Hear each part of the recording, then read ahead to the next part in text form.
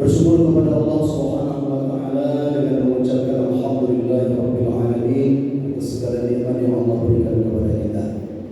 Bersalawat kepada Nabi Muhammad Rasulullah sallallahu alaihi wasallam dengan mengucapkan Allahumma shalli wa sallim wa barik alaihi. Mudah-mudahan kita tergolong umat beliau yang istiqomah dan nantinya Allah izinkan kita mendapatkan syafaat Rasulullah. Amin ya rabbal alamin. Yang sama kita hormati Ketua BKM beserta pengurus yang hadir pada pagi hari ini, Bapak Ibu orang tua saya, hadirin hadirat yang dirahmati Allah. Apa kabar Bapak Ibu, sehat? Alhamdulillah. Perkenalkan Bapak Ibu, nama saya Usain. Saya dari Mambar Hilir Pasar Rembang. Dari jam 5:05 sudah sampai di masjid.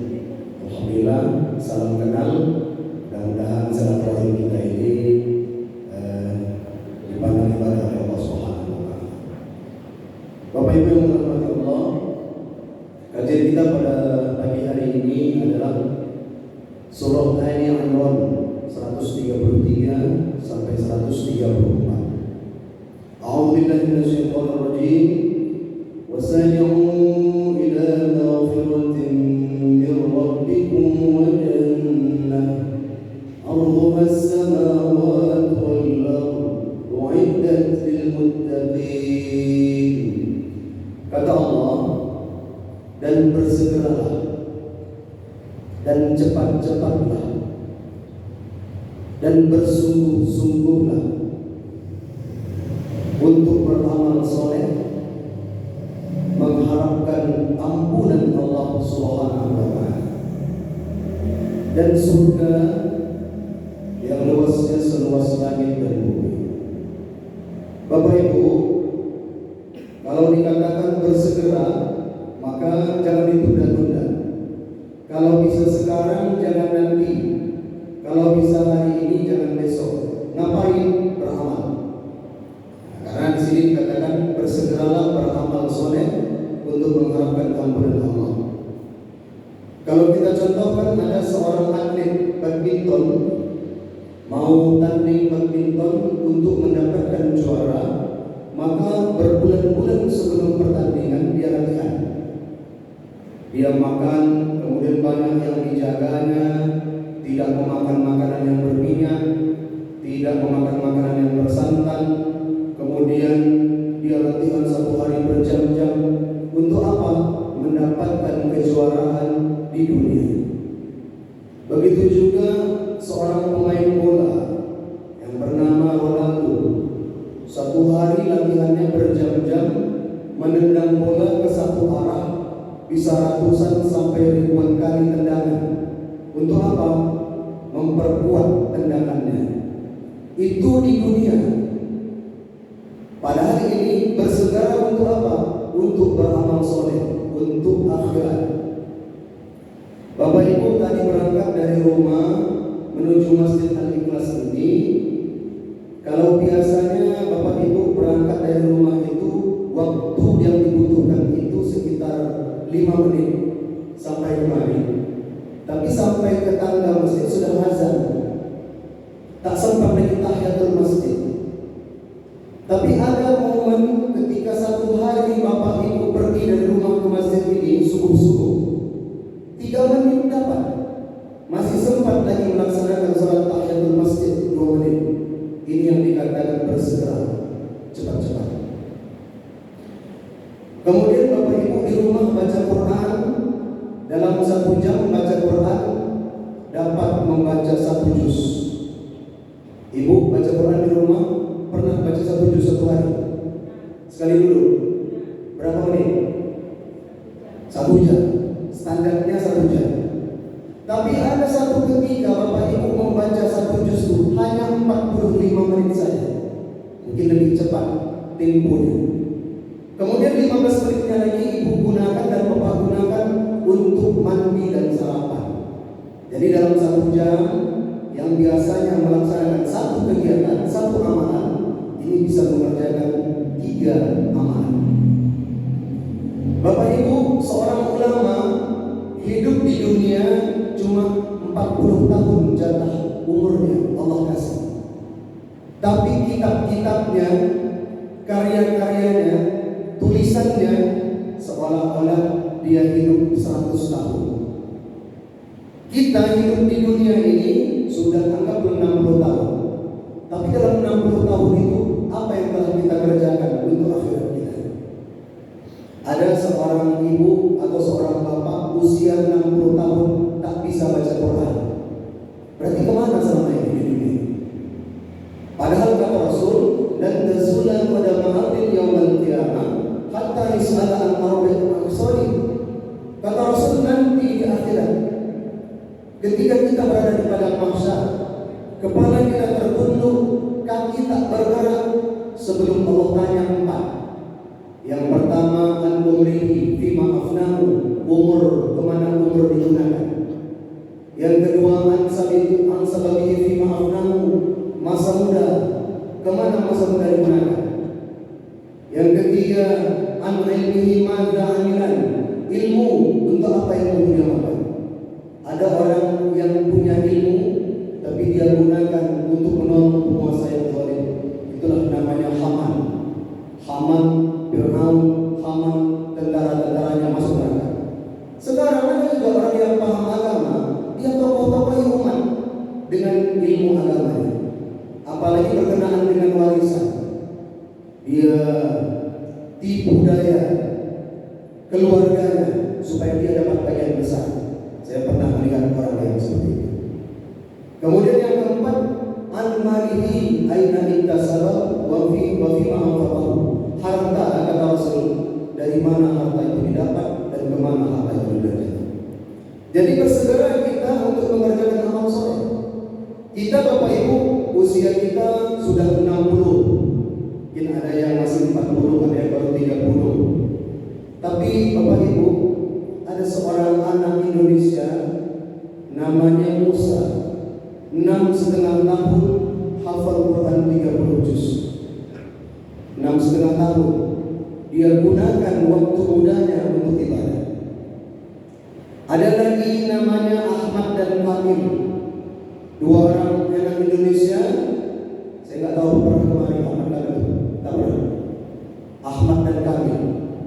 Di sini tahun lalu ada hafalan, tak ada. Rezeki Maulana tak pernah masuk. Ada Ahmad dan Kamil, 2 anak Indonesia yang hafal Quran 30 juz, padahal usia mereka belum lagi 10 tahun. Hafal 30 juz. Bahkan mereka digelar dengan Google-nya Al-Quran. Surah apapun, ayat apapun yang ditanya, halaman berapapun dia tahu. Ada lagi seorang anak Indonesia namanya Kaila. Ini ibu jelas suaranya. Jelas. Kaila ini anaknya buta. Tapi satu hari dia mengulang hafalannya. Dia merojaah hafalannya 5 sampai 7 juz. Anak yang buta tadi baca Quran satu hari 5 sampai 7 juz. 1 juz 20 halaman. Dia baca 5 sampai 7 juz. Ketika ditanya, kenapa banyak kali kau baca? Kau kan buta. Apa jawab anak kecil tadi? Aku malu kepada Allah dengan banyaknya nikmat yang Allah berikan kepada aku. Ada lagi seorang anak namanya Jihad Al-Maliki. Anaknya buta, tapi hafal Quran 30 juz dan hafal ribuan hadis di kepalanya. Ketika ditanya, kalaulah ada satu doa yang diberikan kepadamu dan doa itu dikabulkan oleh Allah, apakah kau mau minta supaya bisa melihat? Apa jawabnya? Tak mau. Aku mau tidak ada penglihatan, tapi hafalku terjaga dan aku berharap jumpa Nabi Muhammad nanti di akhirat. Jawaban anak kecil. Yang dahsyatnya lagi Najah ini seorang anak yang lumpuh otaknya, 30 juz Al-Quran di kepalanya. Tak bisa dia makan dengan tangannya, masukkan makanan ke mulut, tak bisa. Tak bisa berjalan karena di kursi roda. Bicara pun tak lancar. Tapi 30 juz Al-Quran di kepalanya. 2 tahun yang lalu baru meninggal ibunya. Dan seorang anak sekarang ini di Malang, Bapak Ibu, namanya Aisyah Ar-Rumi, hafal Quran 30 juz kemudian bacaannya sangat bagus, kemudian imam di luar negeri sangat takjub dengan bacaannya, dan saat ini dia mengikuti lomba Hafiz Hifzah Internasional di Dubai, mendapatkan peringkat 3. Seorang anak kecil yang dia gunakan handphonenya digunakan bukan untuk main game, tapi ada aplikasi di handphone dia. Kemudian apa yang dilakukan? Dia menghafal. Misalnya dia baca alif lam mim, muncul ayat alif lam mim, tulisan A. Dzalikal kitabu la raiba fihi, muncul ayat. Kalau salah hafalannya, tak muncul ayat. Aisyah Ar-Rumi. Dan bukan hanya hafal ayatnya, dia juga hafal artinya. Usianya baru 10 tahun. Kita Bapak Ibu usia sudah 60, sudah berapa juz yang kita hafal? Apakah juz dari Al-Quran atau juz Tera, juz Pokat, juz Mangga? Tahu tidak? Bahkan kadang kita sholat sendiri di rumah, yang kita baca rakaat pertama Inna a'tainakal kautsar, rakaat kedua Al-Ikhlas, itu terus. Sholat asar itu juga, maghrib itu juga, isya itu juga, tak berganti ayat. Sekali kita baca surah Al-Kafirun, terbalik-balik ayat. Anak yang kecil tapi dimanfaatkan di waktunya untuk ibadah kepada Allah. Bapak Ibu yang dirahmati Allah Subhanahu wa taala. Kemudian kita mengharapkan ampunan Allah agar dapat surga. Untuk apa ampunan Allah itu? Kalau di surga supaya di akhirat supaya masuk surga, di alam barzakh supaya mendapat ampunan Allah, tak disiksa. Tapi di dunia ini juga kita dapatkan. Apa manfaat dari ampunan Allah di dunia? Yang pertama, Allah tutupi kita dari dosa. Siapa yang tak berdosa di antara kita ini? Semua punya dosa. Kata Rasul, kullu bani adam khata', setiap manusia punya salah. Wa khairul khata'in tawwabun, sebaik-baik orang yang salah adalah orang yang bertaubat.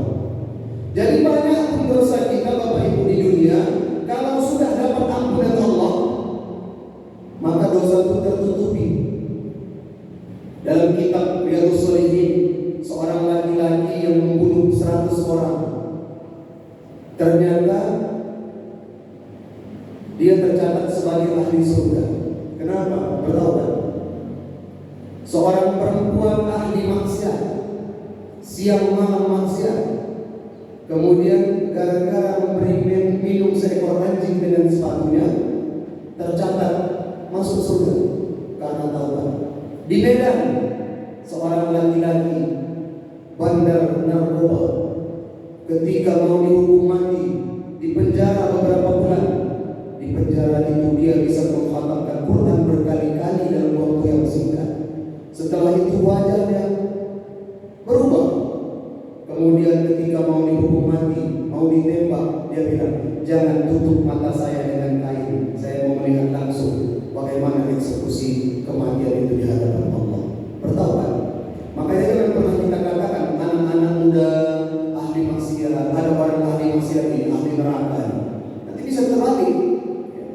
Tapi kita berharap dan berdoa kepada Allah, Allah jaga iman kita.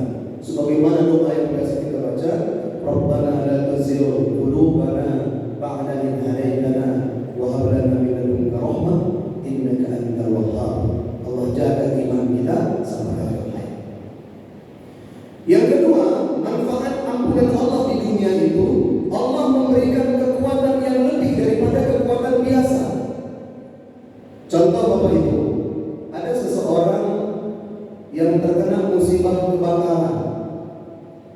Kemudian kita datangi orang tersebut, kita bilang sabar ya Bu, sabar ya Pak. Kemudian dengan meneteskan air mata dia bilang insya Allah aku sabar. Kalau kita yang terkena musibah itu mungkin kita nggak sanggup, tapi kenapa dia sanggup? Boleh jadi Allah sudah memberikan ampunan kepadanya, sehingga Allah memberikan kekuatan kesabaran yang lebih daripada biasanya. Kemudian yang kita harapkan surga yang disediakan Allah untuk orang-orang yang bertakwa.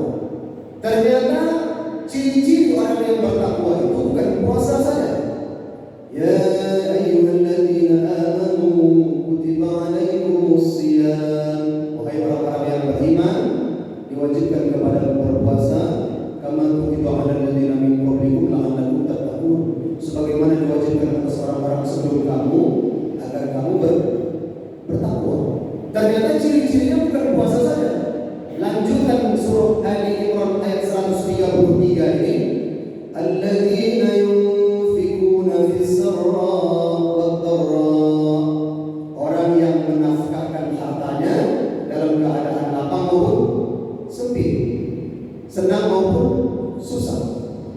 maupun miskin. Tadi setelah sholat subuh berjalan ke kota infak. Kita dari rumah biasa bawa uang untuk berinfak, 5.000, 10.000, 2.000. Dan ini mesti kita rutinkan. Kenapa kita rutinkan? Karena pahala dari sedekah ini dahsyat dan luar biasa. Allah katakan dalam Al-Quran, "Laula akhartani ila ajalin qarib." Kata Allah, nanti ada orang yang dicabut nyawanya, berpisah ruhnya dengan jasadnya karena banyak kemaksiatannya, tergambar kemaksiatan di depan matanya. Dia katakan kepada Allah, "Fa'asaddaqo, aku akan bersedekah." Di sini Pak, subuh Jumat, bawa subuh saja. Ya. Dalam surah sajadah, walau tara idil mujrimuna nakisu ru'usihim 'inda rabbihim rabbana absarna wa sami'na farji'na na'mal shalihan inna muqinun. Kata Allah, sekiranya orang-orang yang bermaksiat itu, orang-orang yang penuh dengan dosa itu berada di akhirat, dia tak akan berani melihat Allah, dan mereka akan tertunduk dan mereka akan mengatakan, Rabbana, wahai Tuhan kami, absarna, kami melihat dosa kami, wa sami'na, kami mendengar azab dosa kami, farji'na, kembalikan kami ke dunia, na'mal shalihan, kami akan beramal saleh, inna muqinun, sesungguhnya kami adalah orang-orang yang yakin. Salah satu amalan saleh itu adalah bersedekah. Dalam ayat yang lain, mathalul ladzina yunfiquna amwalahum fi sabilillahi kamathali habbatin anbatat sab'a sanabila fi kulli sunbulatin mi'atu habbah wallahu yudha'ifu liman yasha' wallahu wasi'un 'alim. Kata Allah, perumpamaan orang yang bersedekah di jalan Allah ibarat orang yang menanam satu pohon, dan pohon itu menumbuhkan 7 cabang, dan tiap-tiap cabang menumbuhkan 100 biji. 7 cabang, 700 biji. Satu yang kita sedekahkan, Allah lipat gandakan 700 kali lipat. Wallahu yudha'ifu liman yasha, wallahu wasi'un 'alim. Dan Allah menghendaki atau melebihkan kepada orang-orang yang Allah kehendaki. Apalagi bulan Ramadan. Dan ternyata Bapak Ibu, sedekah itu bukan hanya infak uang saja. Kullu ma'rufin shadaqah. Setiap yang kita lakukan dalam berbuat baik itu merupakan sedekah. Bapak Ibu ke masjid, jalan dari rumah, nampak duri di jalan, nampak kaca di jalan, diambil, dibuang ke tong sampah, itu merupakan sedekah. Bahkan kata Rasul, uang tak ada untuk sedekah, senyum aja, senyum. Jumpa kawan masuk ke sini, assalamualaikum, senyum, itu merupakan sedekah. Kalau ada kawan kita bilang assalamualaikum, senyum kita, dia merenggut, tak mau kita tegur lagi. Senyum aja, tapi jangan senyum-senyum sendiri. Sendiri senyum, di jalan senyum. Jumpa kawan senyum. Kalau kawan mengucap assalamualaikum, apa kabar kakak, apa kabar ibu, apa kabar bapak, sehat, senyum, merupakan sedekah. Bapak Ibu yang dirahmati Allah Subhanahu wa taala. Kemudian wal kadhiminal ghaidh, mampu menahan amarah. Ini ciri-ciri orang yang bertakwa. Jadi Bapak Ibu, kalau udah bulan Ramadan ini, kita pulang beraktivitas, kita pulang kerja, di jalan macet, naik sepeda motor, naik mobil, macet di jalan, di belakang sibuk orang klakson, kita emosi. Salah satu ciri-ciri orang yang bertakwa itu jangan emosi, tahan. Apalagi dengan anak, Bapak Ibu, dengan anak ini jangan sampai emosi, jangan sampai marah yang berlebihan sehingga membuat kita menyesal setelah kita pukul anak ini. Maka banyakkan doa, Rabbi habli minas sholihin, jadikan anak-anak kami anak yang soleh dan solehah. Apa yang kita harapkan dari anak yang soleh itu, Bapak Ibu? Yang kita harapkan dari anak yang soleh itu adalah doa mereka ketika kita mati. Ya, kan ada syair dari Profesor Ahmad Paki. Bila Israel datang memanggil, jasad terbujur di pembaringan, seluruh tubuh akan menggigil, sekujur badan akan kedinginan. Pasti kita rasakan itu, pasti pasti. Kalau anak yang soleh-solehah itu selain di dunia ini dia memberikan kata-kata yang baik untuk kita, tidak menyakiti perasaan kita, ketika kita mati, jasad kita terbujur kaku, dibacakannya Quran 30 juz di depan jenazah kita. Ada guru saya hafal Quran 30 juz, meninggal ayahnya, 30 juz Al-Quran difatamkannya sekali duduk di depan jenazah ayahnya. Apakah bisa anak cucu kita begitu ketika kita mati? Ibu, ada jaminan hidup 20 tahun lagi? Ada, jangankan 20 tahun, Ramadan tahun depan pun belum tahu bisa jumpa atau tidak. Apa yang kita lakukan? Banyakkan doa agar anak kita soleh-solehah. Apalagi di bulan Ramadan ini, sebelum berbuka banyakkan doa. Bukan banyak melihat kue, mana kira-kira yang dimakan duluan, tapi banyakkan doa. Itu yang kita harapkan. Ketika jasad kita terbujur kaku, setelah difatamkannya Quran 30 juz satu malam, kemudian dimandikannya kita. Apa kata anak yang soleh-solehah itu? Hari ini mama, hari ini ayah, engkau aku pangku. Dulu engkau yang memangkuku, hari ini aku pangku engkau di sisa-sisa pertemuan terakhir kita. Dulu engkau yang memandikan aku, sekarang aku yang memandikan engkau.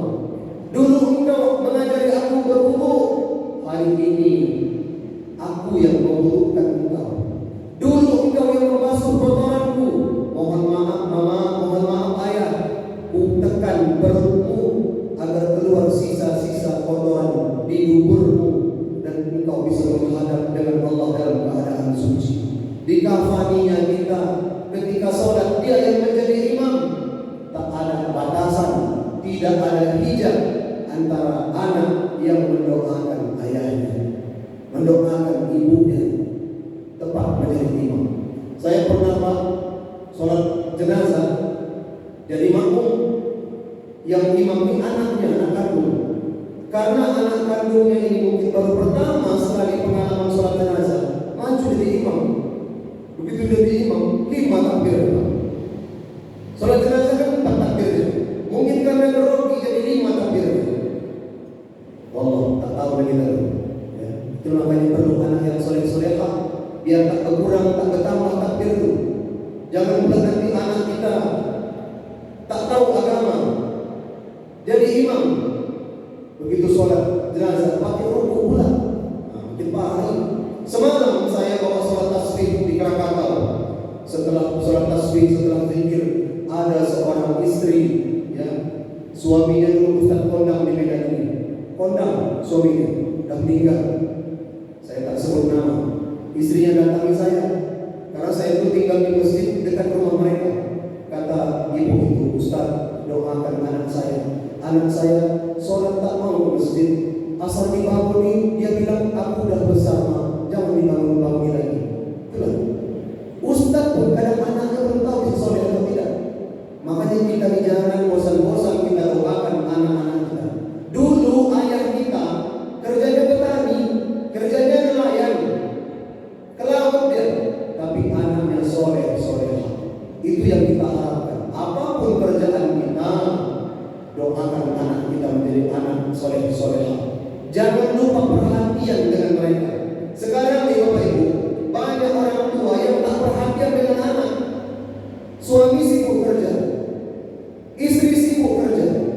Akhirnya anaknya begitu jumpa di rumah, orang tuanya pun main handphone. Tak ada lagi perhatian.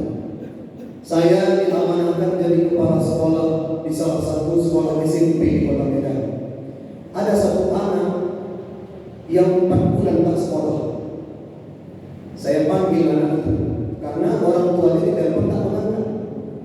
Saya panggil anak itu, datangi ke rumahnya. Kita tanya, kenapa kamu tak sekolah 4 bulan? Apa dia bilang? Malas.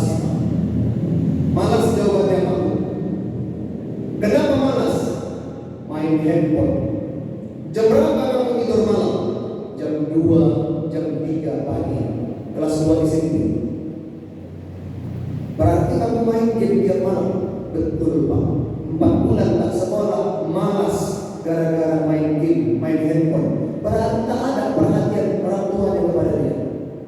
Dia perlunya perhatian. Jangan sampai nanti dewasa anak kita menangis darah pun kita tak berubah. Yang terakhir, wal afina 'anil nas, maafkan kesalahan orang lain. Maafkan. Maafkan ini berat Bu. Minta maaf berat, memaafkan pun berat. Ada sahabat Rasul, ketika Rasul dengan para sahabat duduk di Masjid Nabawi. Kata Rasul, sebentar lagi akan datang seorang laki-laki dan dia adalah ahli surga. Sampai 3 hari Rasul mengucapkan. Kemudian salah satu sahabat namanya Abdullah bin Amr bin As, dia kepingin menginap di rumah laki-laki tersebut. Karena Rasul bilang sampai 3 kali selama 3 hari dia ahli surga. Izin menginap sampai rumah sahabat tersebut. Dia ingin tahu amalan apa dari laki-laki ini yang menyebabkan Rasul mengucapkan dia adalah ahli surga. Ternyata Bapak Ibu, amalan dia itu biasa-biasa saja.